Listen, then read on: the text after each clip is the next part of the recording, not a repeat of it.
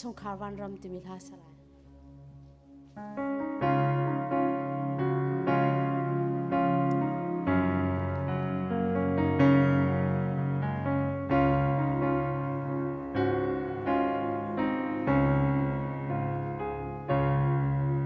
Chungkhar lung khate in khusak rolram te in len ti na hi sui le ngun hon vel te na kin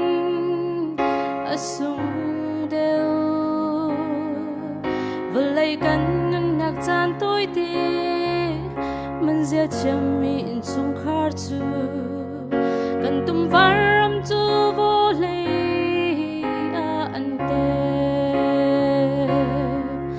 Chungkhar Vanram serna usi at sunga dot nak leng se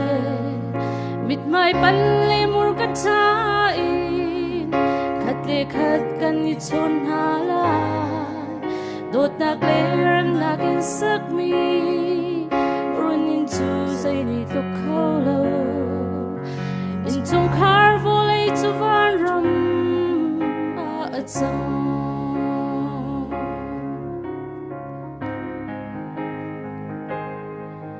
Zulfana kan ton chan na le lungdong in kan chan na khin seher zorwa na lung put he in nem hi sile ai na kin apcha do chung chung ril tiang atam ter dot nak dalo nun chu sai sa at lai Chungkhar Vanram serna usi at sunga dot nak leng se mit mai pan le mur ka thain khat le khat kan ni chon hala dot nak ler nak in sak mi run in chu zai ni tluk kholo in Chungkhar vo le chu Vanram a achang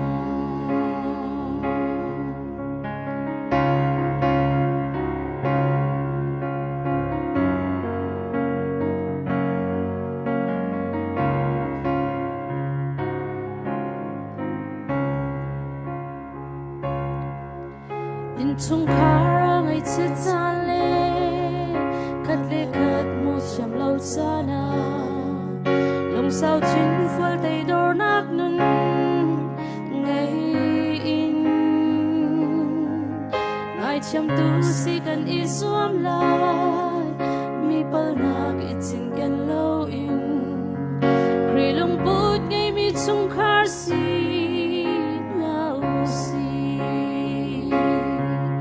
Chungkhar Vanram serna usi at sunga dot nak leng se mit mai pan le mur ka thain khat le khat kan ni chon hala dot nak le ram nak in sak mi in chu zai zai te klok kholo in Chungkhar vo le chu Vanram a achang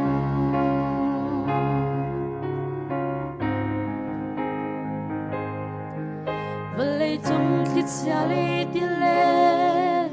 lagi kan itor na run in furale tali lilakan apem tu sing le zam cha du dim te in soron kan dum ti na run in usak mi in le hi Vanram a achang Chungkhar Vanram serna usi at sunga dot nak leng se mit mai pan le mur ka thain khat le khat kan ni chon hala dot nak le ram nak in sak mi